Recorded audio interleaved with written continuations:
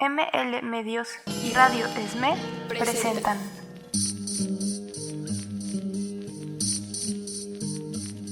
Yo pregunto a los presentes, Forjando futuro. si no se han puesto a pensar que esta tierra es de nosotros y no del que tenga más.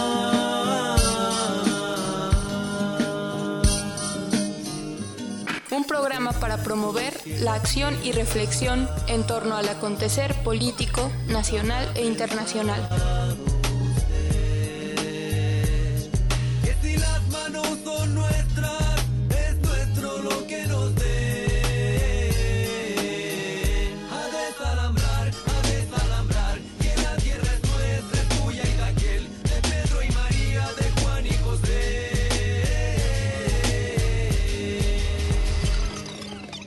Buenas noches, buenas tardes, buenos días, dependiendo de la hora en la que nos escuchen. Estamos una vez más en su programa Forjando Futuro. Me presento, soy Fernanda Justo, se presenta aquí mi compañero David Torres, buenas noches. Y bueno, pues antes de comenzar, hacer un par de comentarios respecto a algunas de las noticias que han estado surgiendo en estos días, particularmente me parece que dos. Una fue el que el día de ayer por la noche fue liberado el compañero defensor del territorio, defensor ambiental, Miguel López Vega, que él fue apresado el pasado 25 de enero. Él es uno de los principales defensores del río Metlapanapa y opositor del proyecto Integral Morelos. Hubo una campaña ardua de varios días exigiendo su libertad y denunciando que él fuera el primer preso político del gobierno de Barbosa en Puebla. Se le había ya llevado al Cerezo.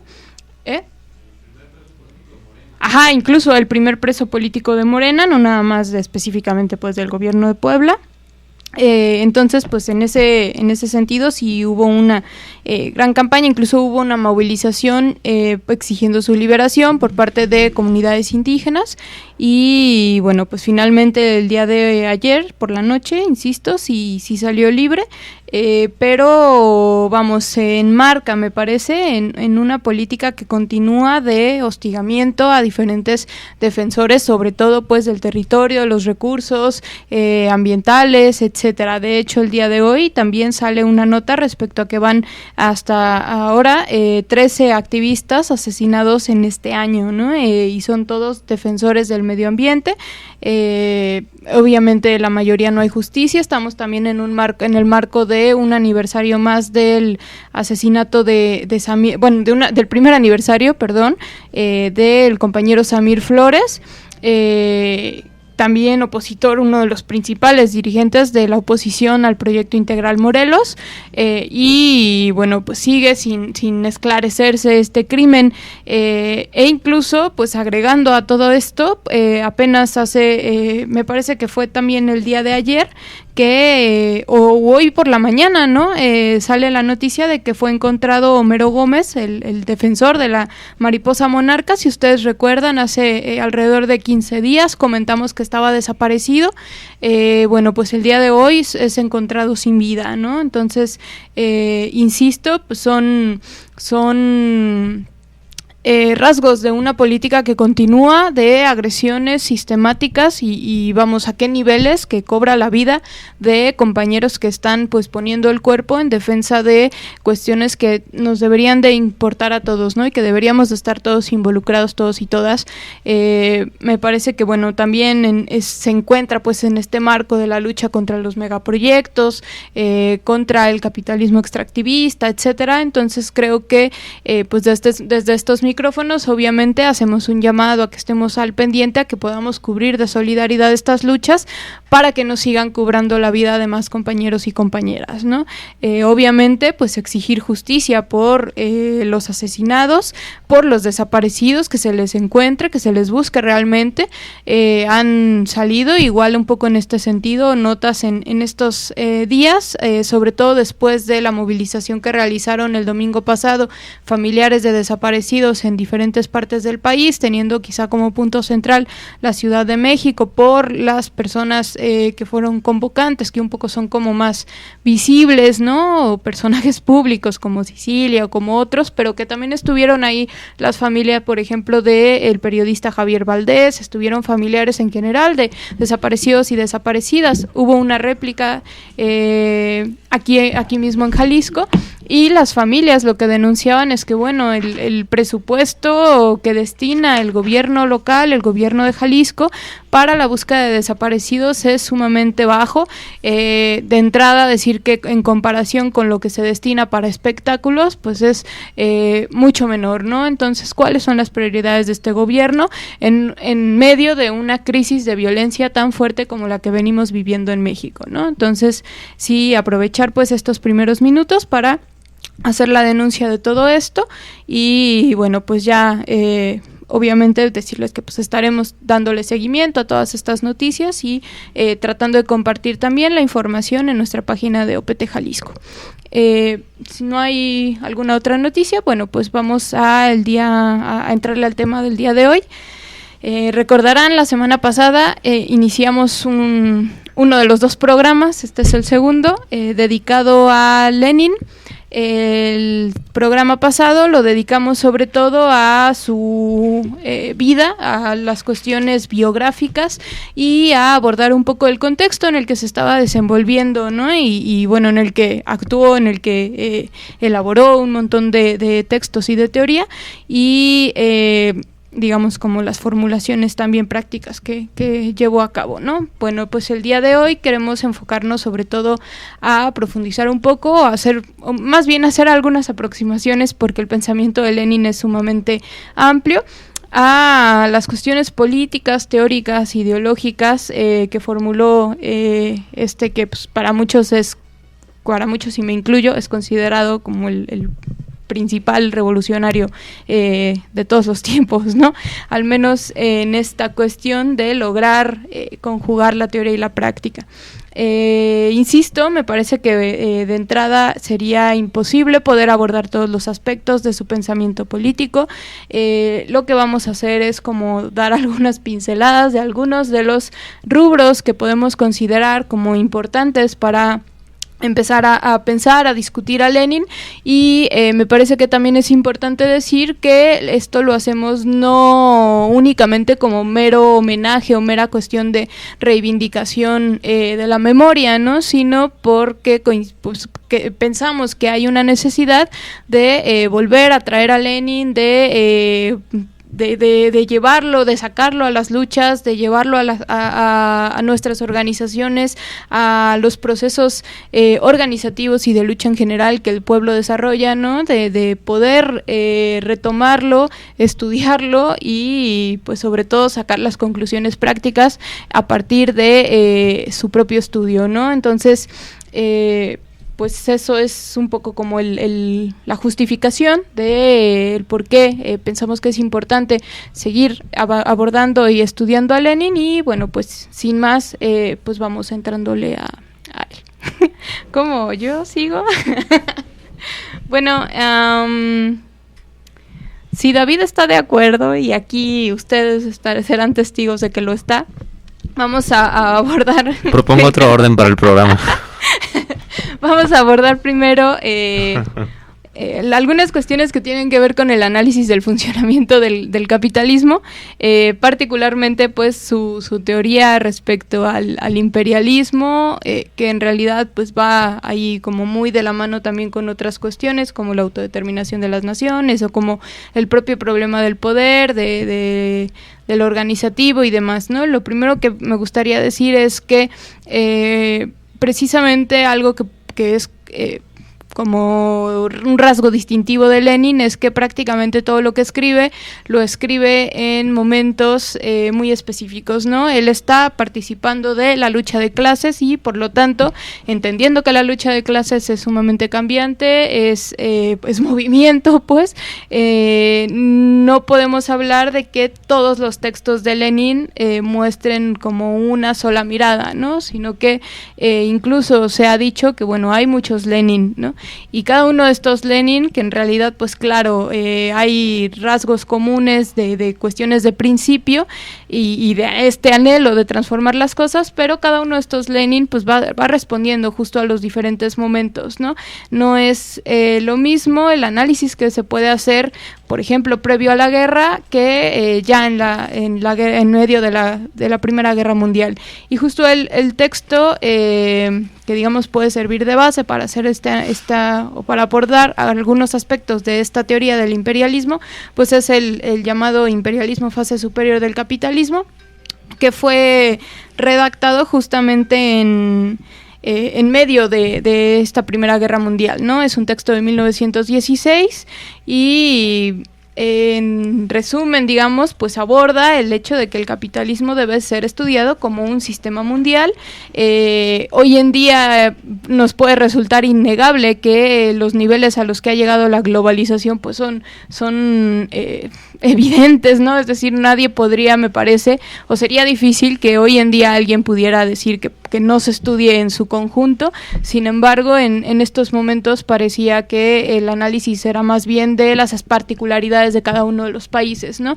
Y Lenin plantea una serie de postulados, de hecho incluso resume como 5 características que se pueden encontrar y que van más allá de describir únicamente los cambios que ya en ese momento se estaban viendo del funcionamiento del capitalismo a comparación con años anteriores, ¿no? Sobre todo con la época de Marx, por ejemplo, sino que incluso ponen como bases para pensar toda una pues todo el funcionamiento, ¿no? del propio sistema, como en esta época más pues caracterizada por el máximo desarrollo, ¿no? Sí, que por ejemplo mencionas que los textos Lenin los escribe en situaciones particulares y de hecho los escribe más bien como respuesta a dichas situaciones. En el programa anterior que abordábamos más la cuestión biográfica de Lenin, comentamos de cómo cuando se desata la Primera Guerra Mundial y pues los congresos de los diferentes países implicados en esta guerra aprueban los créditos de guerra, es decir, aprueban que se dé dinero para este enfrentamiento entre países, pues muchos de los socialdemócratas de los partidos, por ejemplo en Alemania, en Francia, en Inglaterra, lo que argumentaban es de que pues era necesario pues rescatar la cuestión nacional. Sin embargo, la caracterización que hace Lenin en aquel momento es de que lo que se trataba era de una guerra imperialista, es decir, de una guerra de potencias económicas que lo que se disputaban era el mercado. De potencias económicas ya muy consolidadas, como era el caso de Francia, como era el caso de Inglaterra, de otras que apenas iban emergiendo, como es el caso de Alemania.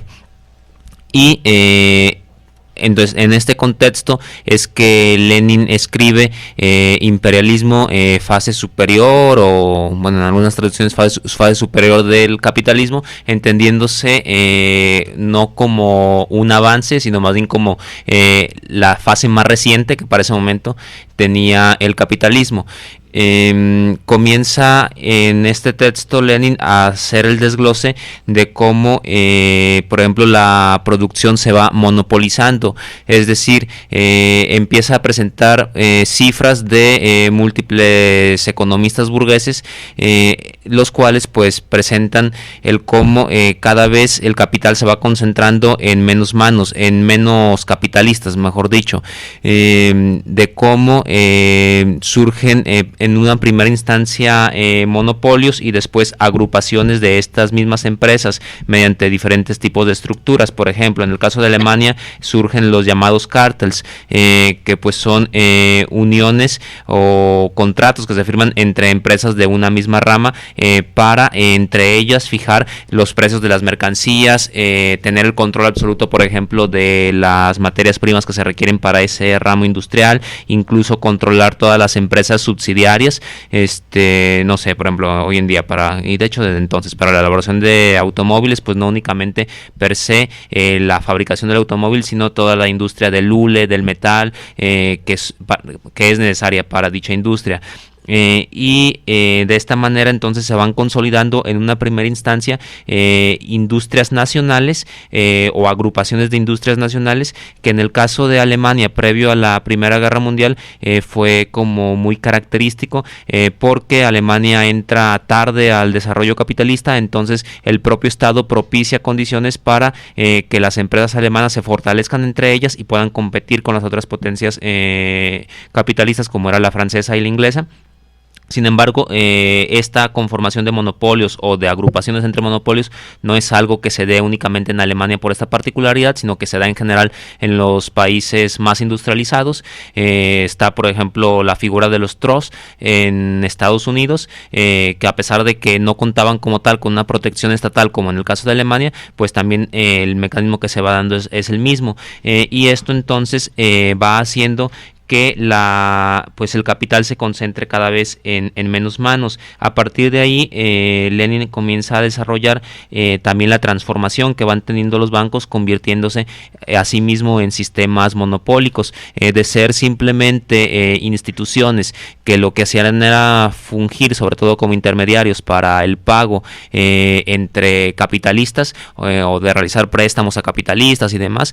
Pues a medida que también los bancos se van agrupando y se van constituyendo en monopolios, pues van adquiriendo cada vez mayor peso en la economía, al grado que lo que se conoce como el capital industrial, es decir, aquellos capitalistas cuyo negocio está en producir cosas, vamos diciéndolo de una manera simple, pues ahora comienzan a estar subordinados a los bancos. ¿Por qué? Porque pues para poder modernizarse y competir contra otros capitalistas, pues requieren de préstamos, y en ese sentido ponen las condiciones precisamente los bancos, y sobre todo cuando los bancos se transforman en estos grandes monopolios, que de entrada lo que van haciendo es como que tratar de quitar la competencia por parte del Estado, y de hecho se vuelven tan fuertes que ya no requieren como tal de la bolsa o de lo que sería, por ejemplo, aquí en México el Banco de México o una cuestión por el estilo, sino que las cantidades de dinero que estas agrupaciones de bancos van manejando, pues ya es lo suficientemente alta como para no depender de estas estructuras estatales. Y incluso porque esto cambia también toda la lógica justamente de los bancos, ¿no? En donde ya no son como intermediarios, sino que ahora son tal cual, vamos, son todo bancos como una bolsa, ¿no? Incluso llegan a ser propietarios de las propias empresas y demás, ¿no? Que precisamente entonces es como el siguiente paso que se da. ¿Por qué? Porque pues al tener los bancos una gran cantidad de socios capitalistas, ¿qué es lo que hacen? Pues de entrada que empiezan a conocer gran información sobre estos capitalistas industriales. Saben en qué tipos de negocios invierten, qué montos invierten, y esa información pues es bastante importante en el mundo de los negocios, vamos a decirlo así. Y no solo eso, sino que entonces también pueden favorecer o perjudicar a ciertos capitales industriales, como pues controlando, por ejemplo, las condiciones en las cuales les dan los préstamos, dando a ciertos sectores o a ciertos capitalistas préstamos con mejores condiciones que a otros, o incluso negándoles dichos préstamos, y por lo tanto pues no permitiendo el desarrollo de ese capitalista o de esa rama industrial. Para poder tomar todo este tipo de decisiones, entonces los bancos comienzan a tener gente especializada en cada una de las ramas industriales, llámese en aquel tiempo la industria azucarera, la industria textil y demás, y se da entonces este otro paso que ya adelantaba Fer, de cómo, bueno, ya no se conforman estos bancos con simplemente prestar y cobrar dinero, sino que empiezan a involucrarse en las ramas industriales. Cuando se da esta fusión, bien sea por un acuerdo o porque se van apropiando del capital industrial entre el capital bancario y el capital industrial, es lo que se caracteriza ya como el capital financiero. La oligarquía financiera, ¿no? O también dicho como el terrorismo bancario. Que, por ejemplo, bueno, otra de las características de las que habla Lenin es la exportación de capitales, que empieza a suplir a la exportación de mercancías, ¿no? Como hasta, bueno, el capitalismo en sus primeros años, a lo que se dedica es a la cuestión de mercancías, a poder intercambiar de país en país algunos productos, ¿no? Y en este caso ya lo que tenemos son tal cual estas exportaciones de capitales. Por ejemplo, en el caso de es como más claro en el caso de los centros como más desarrollados, tipo los países como europeos o Estados Unidos, hacia inversión, bueno, más bien que realizan inversiones en países del llamado tercer mundo, ¿no? En donde además hay una subordinación porque también crean, digamos, un mercado ahí que depende de esas propias pues de las propias inversiones, ¿no? Extranjeras, y incluso eso, bueno, creo que es como bastante evidente incluso en el discurso de, digamos, de los gobiernos actuales, es como todo depende de esa inversión extranjera, ¿no? Sí, que por ejemplo, precisamente el título de esto de imperialismo, realmente el concepto de imperialismo no es un concepto que haya inventado o desarrollado Lenin, sino que lo toma de los propios lo toma de los propios economistas burgueses, que sin embargo lo que hacían era como, pues hasta cierto punto, endulzar este imperialismo y algunos compararlo con el colonialismo que se había dado antes de esta etapa del capital financiero. Incluso la crítica que hace Lenin en este libro, que en realidad es como de divulgación para las masas, de hecho, ¿no? lo maneja como un folleto, un manual, vaya manual, pero también tiene que ver con esto, ¿no? Porque gran parte de los propios autodenominados marxistas, pero que digamos dentro del análisis de Lenin entrarían más bien en el reformismo, pues seguían planteando que el imperialismo tenía más que ver con la colonización directa en físico de los propios territorios, ¿no? Y que por lo tanto era difícil hablar de un, por ejemplo, eso es lo que les impide llegar a la conclusión de que se estaba viviendo una guerra imperialista, ¿no? Que por el contrario Lenin, Rosa y otros, pues es lo que es en donde ponen el foco, en que no es el que sea nada más un país contra otro país para dominarlo y para colonizarlo tal cual, sino que es el propio funcionamiento del capitalismo el que tiene una característica imperialista, ¿no? Sí, y lo liga mucho Lenin con cómo hacerse de otros territorios por fuera del océano que limita a estos países imperialistas, tiene mucho que ver con la conformación de los monopolios, porque la mejor manera que tienen para garantizar pues el controlar, por ejemplo, no sé, todo el algodón que se requiere para la industria textil, pues precisamente controlar todos aquellos territorios en los cuales se produce dicho algodón. Y la cuestión es de que cuando se desarrolla de manera más importante, o empieza a desarrollarse más bien de manera más importante el imperialismo, que es durante prácticamente los últimos 20 años del siglo XIX, pues resulta que la mayor parte de la tierra ya estaba colonizada, o sea, América ya estaba bajo posesión o bajo la influencia al menos de diferentes potencias económicas. África en gran medida ya estaba así, Asia en cierta medida, aunque quedaba todavía como que todo el territorio de China sobre todo. Entonces empiezan como que en ese momento a agotarse los límites y los límites tal cual del planeta que podía abarcar el capital, y entonces comienza también a darse esa disputa por los que quedaban por colonizarse o incluso por arrebatarse a aquellos que ya estaban bajo la influencia de uno u otro país. Lenin, por ejemplo, también presenta muchas cifras de cómo estos empresitos, estos préstamos hacia los estados, que pues hoy en día es de lo más común, que el Fondo Monetario Internacional, por ejemplo, tenga endeudados a todos los países, pues bueno, se comienza a dar en ese periodo en el que Lenin escribe el libro, donde este capital financiero pues adquiere un poder tal que puede ya entonces comenzar a subordinar a estados nacionales, y como precisamente aquellas naciones que estaban bajo la influencia, por ejemplo, de Inglaterra, pues estaban también endeudadas principalmente con capitales financieros ingleses, de cómo aquellas que estaban influenciadas principalmente por Francia estaban endeudadas con capitales financieros franceses y demás. Entonces esta disputa por el territorio es también una disputa por pues o principalmente por todos los dividendos que pueden salir de imponer tal o cual sistema en esos países, y es en este contexto que explica pues el surgimiento tal cual de la Primera Guerra Mundial, y ahí entonces es también que hace la crítica a estos socialdemócratas, a posiciones específicamente como las de Kautsky, donde pues él argumenta que no es posible, como algunos afirmaban, que se resuelvan estas contradicciones por la vía pacífica de un acuerdo o un entendimiento entre los propios imperialistas, y que por lo tanto a lo que se tendiera sería un ultraimperialismo, es decir, a que todos estos países imperialistas se fusionaran en un único superimperialismo invencible que estuviera en todos lados. Ajá. Y sin contradicciones internas, ¿no? Sí. Y entonces, pues bueno, también empieza a presentar Lenin varios argumentos, y más que argumentos, evidencias de cómo pues los hechos apuntaban justo a lo contrario, hacia que lo que estaba en desarrollo pues era una lucha por estos territorios y por estos negocios, sobre todo.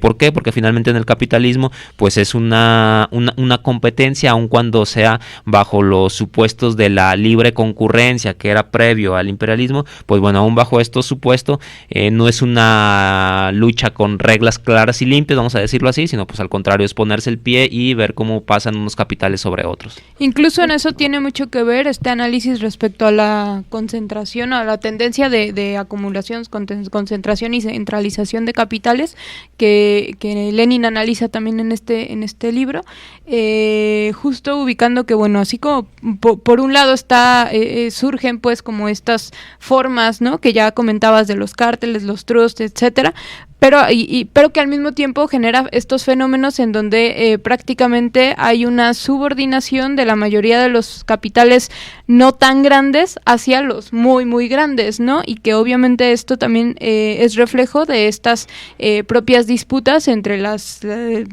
burguesías, ¿no?, en sus muy diversos niveles, ¿no?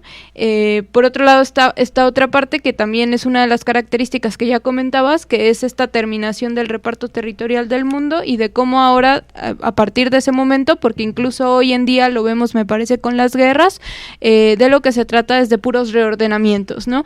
Esto junto con esta parte de, este crecimiento de los monopolios, como también, o más bien la creación de los monopolios a nivel multinacional, logra perpetuar también la propia dominación, o la conquista específicamente de materias primas, de recursos naturales, etcétera, pero sobre todo como además en una dinámica muy marcada también de favorecer a los centros más desarrollados, ¿no? Europa, como en este análisis de centro-periferia, pues obviamente son los recursos y las materias de las periferias hacia los centros políticos y económicos a nivel mundial, ¿no?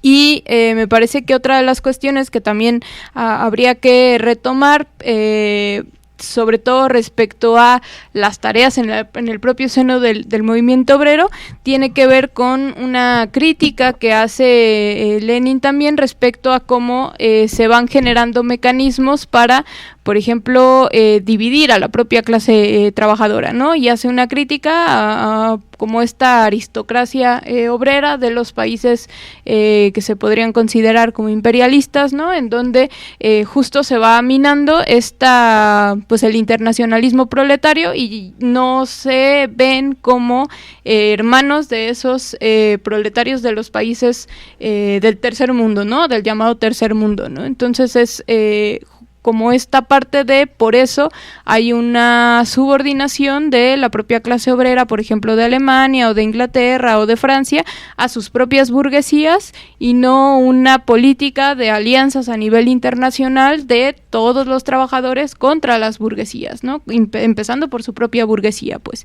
Entonces estas cuestiones me parece que también las va a tocar en este análisis. Y de nuevo, como en esta parte del contexto, ubicar que este propio libro, además de explicarse las características de la propia guerra que estaba en desarrollo, también pretende, polemizar, por lo menos, con estas partes más reformistas, ¿no?, del propio movimiento obrero, específicamente de la Segunda Internacional, y es por eso que me parece que, por ejemplo, plantea que, bueno, toda lucha contra el imperialismo es humo si no va acompañada de la lucha contra el propio oportunismo dentro de la clase trabajadora, ¿no? Entonces esta necesidad de definir bien, además, el análisis incluso de las propias clases sociales para poder saber dónde estamos, con quiénes contamos y contra qué luchamos, ¿no? Nos vamos a ir a un primer corte musical. Enseguida regresamos. No olviden que pueden seguirnos en redes sociales. Estamos en Facebook como PT Jalisco. En Facebook también sigan la página de ML Medios TV y la de Radio ESME. Enseguida regresamos y estamos al pendiente de sus comentarios.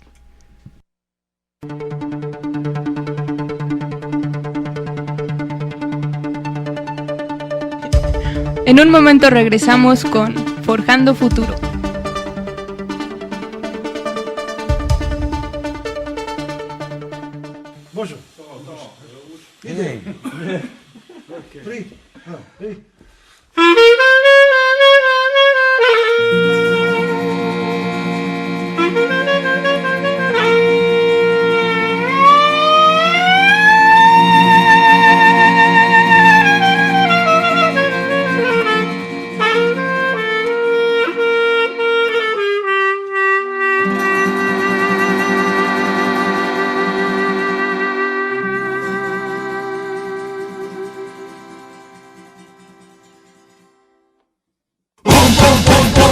La guerra ya está aquí.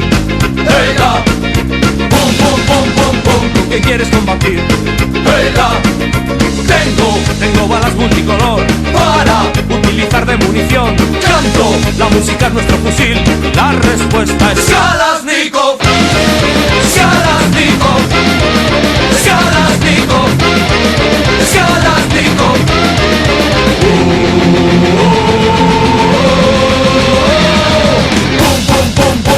Una estúpida razón, se repite la canción, se prepara el pelotón. Preparen, carguen, apunten. 1, 2, 1, 2, 3, ¡fuego!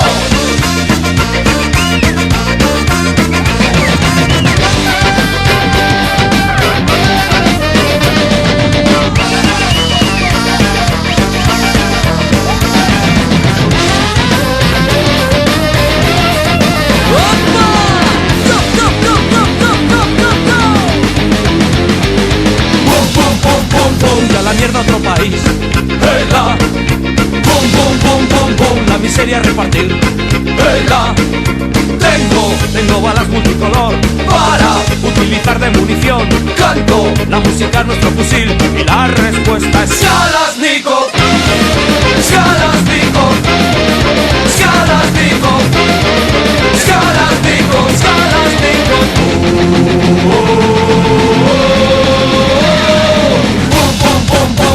Una estúpida razón, se repite la canción, se prepara el pelotón. ¡Carguen! ¡Apunten! ¡Fuego!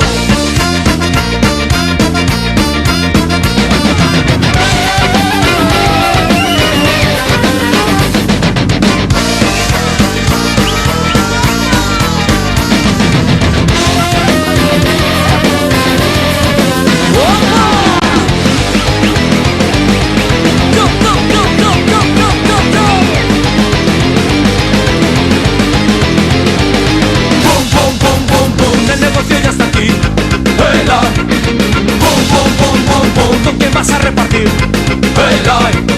Tengo balas multicolor para utilizar de munición. Canto, la música es nuestro fusil y la respuesta es Kalashnikov. Kalashnikov. Kalashnikov. Kalashnikov.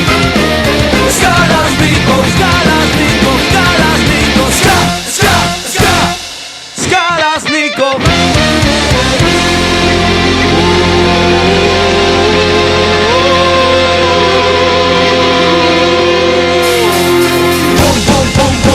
Una estúpida razón, se prepara el pelotón, se repite la canción.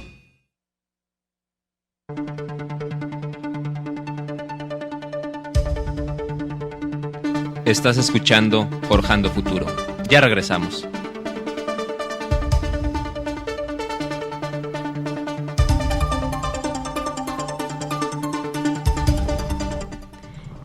Bueno, ya estamos de regreso aquí en Forjando Futuro. Le mandamos saludos a Rada, le mandamos saludos a José, que me está invitando a otro programa, pero pues hoy es imposible. Y le mandamos saludos a Leo, que también está ahí comentando. Y volviendo, bueno, habría muchísimo más que decir, ¿no? Respecto a esto del imperialismo. Incluso, nada más para cerrar eso, me gustaría comentar que, bueno, ya decía, me parece que se liga también mucho con el propio análisis respecto al tema de la autodeterminación de las naciones y de la necesidad de que las y los trabajadores de los países desarrollados pues asuman también como propias las luchas por la liberación de los pueblos, ¿no? Específicamente, por ejemplo, en ese momento estaba también en contexto la guerra chino-japonesa, ¿no? Que también tenía una cuestión, digamos, de conquista prácticamente ahí de por medio, ¿no? Entonces, vamos, más adelante lo vamos a ver en diferentes procesos revolucionarios, ¿no? Como la propia Cuba, como Vietnam, etcétera. Entonces, creo que esta otra enseñanza también es interesante, incluso, por ejemplo, Néstor Coan, un marxista argentino, dice o rescata, ¿no? Que digo porque no me consta, no he leído esa frase de Ho Chi Minh, pero dice que Ho Chi Minh, cuando lee el imperialismo, fase superior del capitalismo, se conmueve al grado de las lágrimas, planteando que, bueno, Lenin lo que logra es hacer que el marxismo deje de ser una cuestión únicamente de blancos europeos, ¿no? Sino que la coloca... Eso lo dice, pero con la autodeterminación de las naciones. Ah, sí, es verdad. Perdónenme todos ustedes, fue con ese texto, porque justo estoy hablando respecto a la autodeterminación de las naciones. Pero bueno, digamos, independientemente de cuál texto sea, me refiero como a el papel que jugó Lenin también para... digamos, para poner al servicio, digamos, de los pueblos, de las luchas por la emancipación nacional, la propia teoría marxista, ¿no? Y que esto al mismo tiempo no se confunda con un cerrar filas con las propias burguesías, ¿no? Con una confianza en que son las burguesías locales las que van a, digamos, llevar los procesos en estos lugares, sino muy por el contrario, me parece que la propia experiencia rusa, pues es la que da la muestra de que pues la lucha contra la burguesía, digamos, las propias tareas democráticas de una revolución que se podría considerar en países como Rusia, en ese momento democrático-burguesa, pues en realidad estaban totalmente ligadas a las tareas por la construcción del socialismo, ¿no? Creo que otro de los temas que podemos abordar y que es como también sumamente importante en Lenin o relevante en Lenin es el tema del Estado y del poder. Creo que, bueno, Lenin logra sintetizar y exponer de alguna forma una teoría un poco más acabada respecto a estos elementos, respecto al poder, respecto al Estado, sobre todo porque si bien, y me parece que, bueno, hay textos de Marx y de Engels en donde se puede abordar este tema, sobre todo, por ejemplo, en los análisis después de la Comuna de París, pero por las propias características, me parece, de lo que vivió Lenin, pues bueno, los elementos que pudo desarrollar pues son o dan muchísima mayor claridad al respecto, ¿no? Y dentro de los análisis de Lenin respecto a estos problemas me parece importante resaltar el que por un lado logra poner en crisis esta noción liberal de que pues el Estado somos todos, ¿no?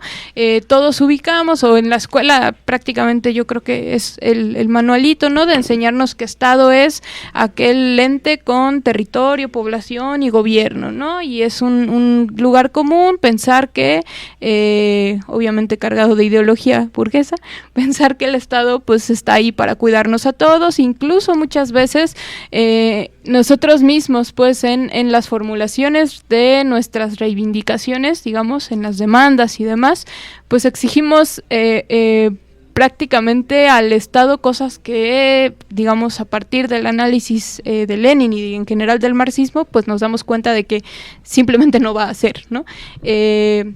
Entonces, en ese sentido, Lenin, y sobre todo retomando los propios análisis de Engels, plantea que, bueno, el Estado jamás ha sido neutral, el Estado toma una posición en los diferentes conflictos sociales e inclina la balanza hacia el bloque dominante que en ese momento ostenta el poder de clase, ¿no?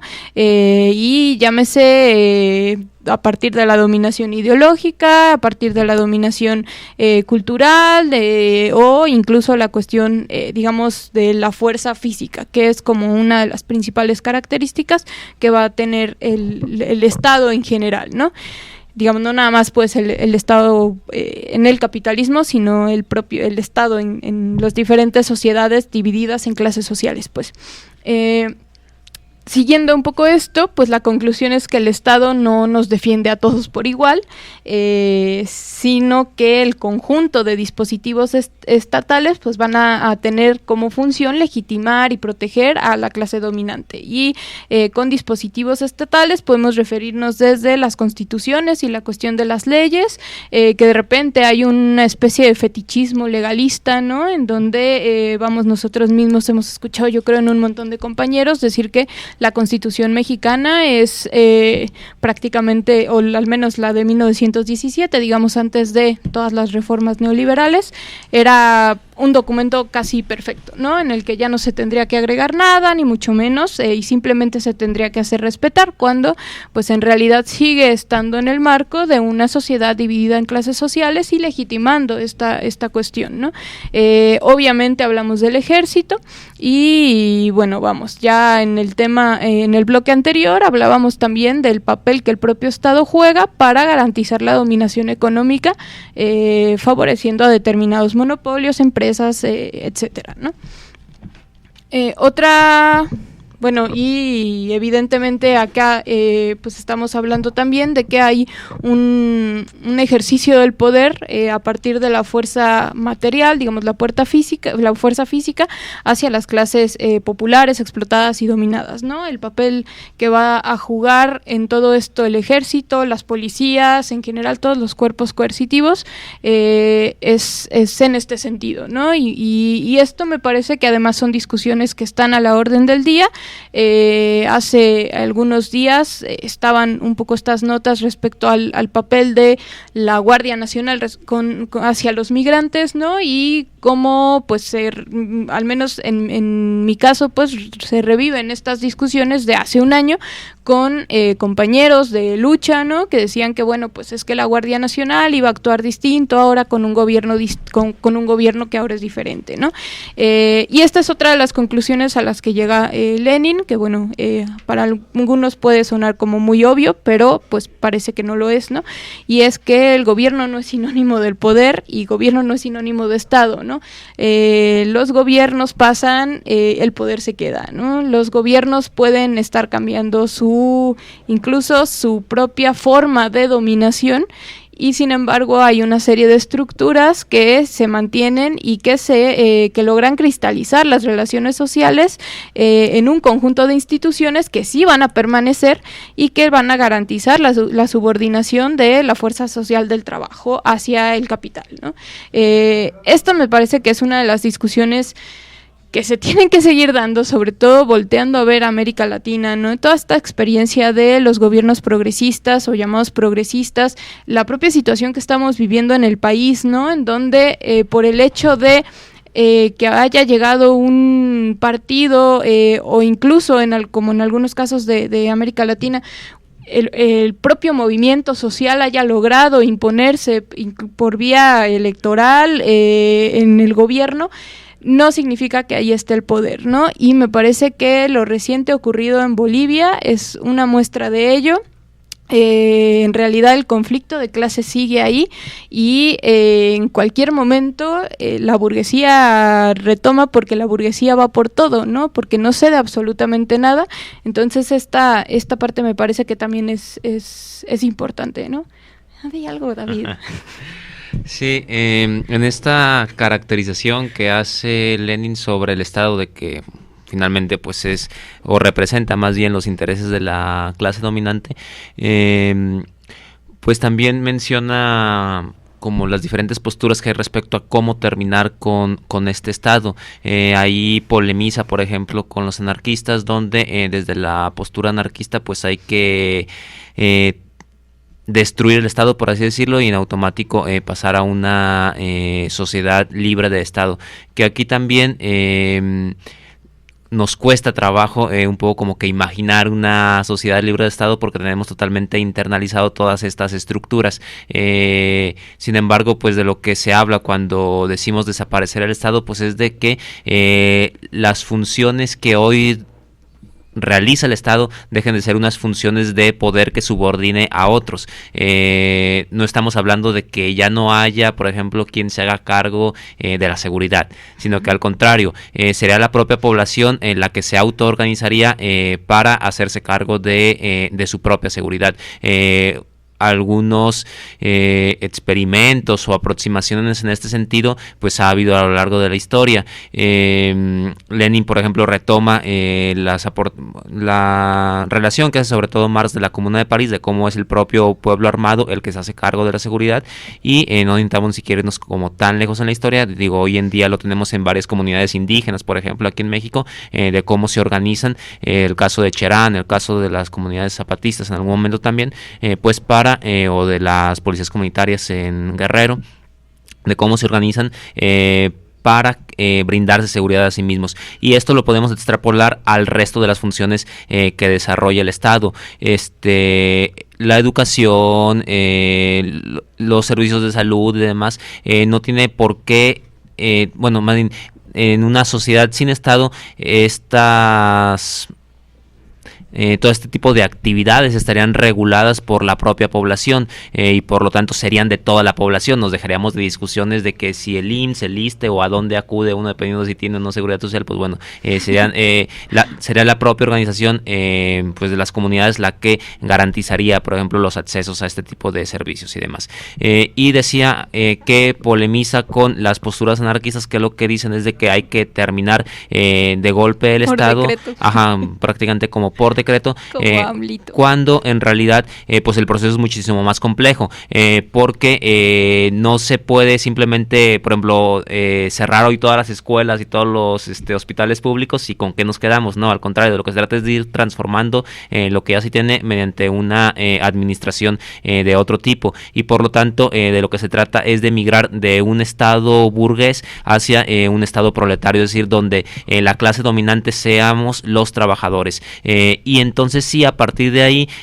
comenzar a hacer las transformaciones necesarias para ir debilitando toda esa estructura estatal, para que vaya pues no como que derrumbándose de un lado para otro, sino que poco a poco extinguiéndose, porque simplemente deje de ser necesario como tal toda la burocracia que rodea la administración de las cuestiones públicas. Incluso es interesante como en esta idea de que puede parecer como una cuestión sumamente utópica, ¿no? Este tipo de planteamientos es voltear a ver, por ejemplo, los propios propuestas así bien específicas que Lenin hizo en el marco previo a la Revolución de Octubre.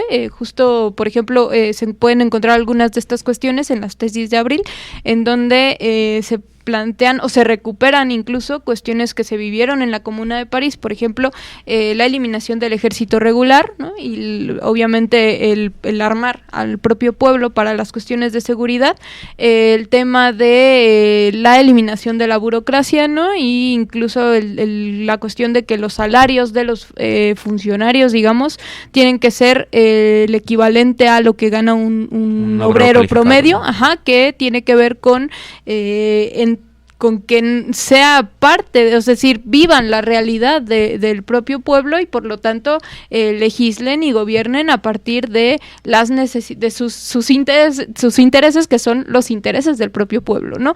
La revocabilidad del mandato, ¿no? Que también es una de las cuestiones que recuperan los bolcheviques de la experiencia de la Comuna de París, y bueno, una serie de digamos como de decretos que van un poco también en ese sentido de entender que si bien hay una fase transitoria, ya en el momento en el que es el pueblo trabajador en el poder, no es el mismo Estado, ¿no? Incluso esta también es una de las cuestiones que me parece que entra Lenin a polemizar con los en ese momento sus interlocutores reformistas, ¿no?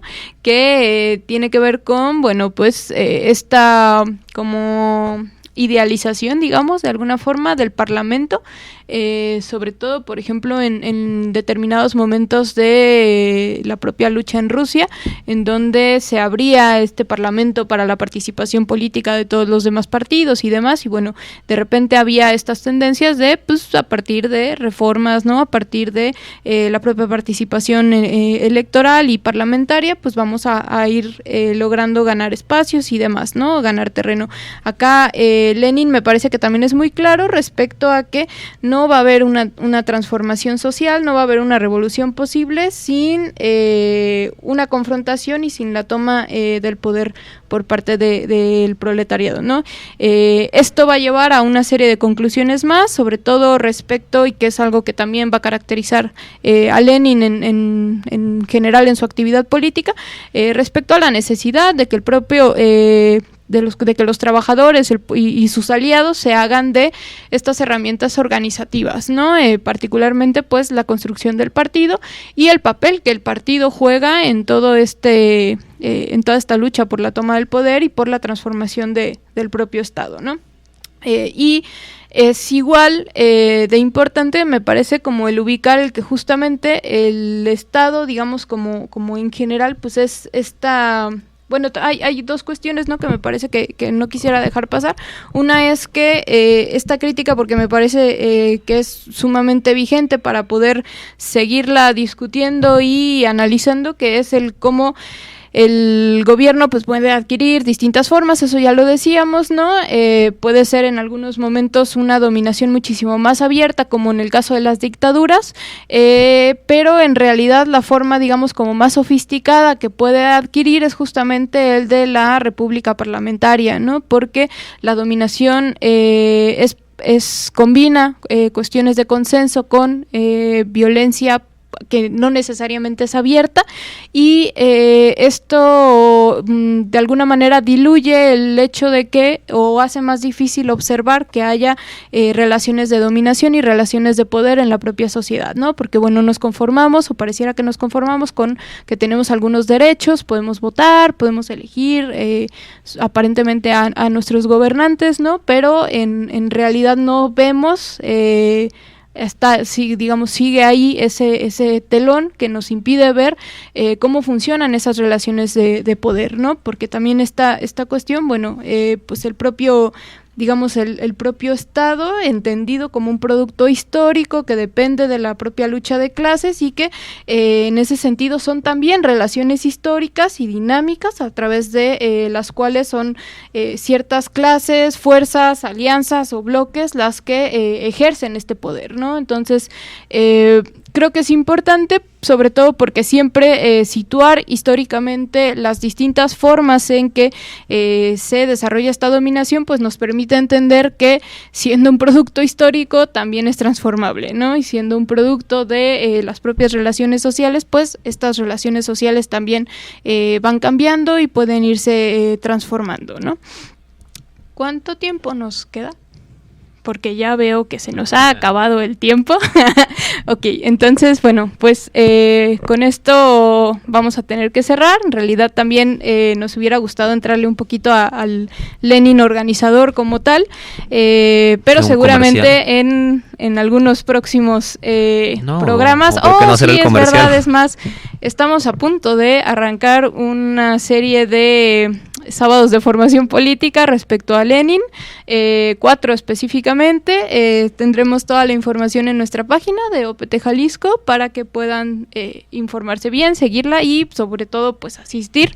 Queremos profundizar un poco más en todos estos elementos que el día de hoy simplemente pusimos sobre la mesa, y abordar otros que por cuestiones de tiempo, evidentemente, pues era imposible poder abordar.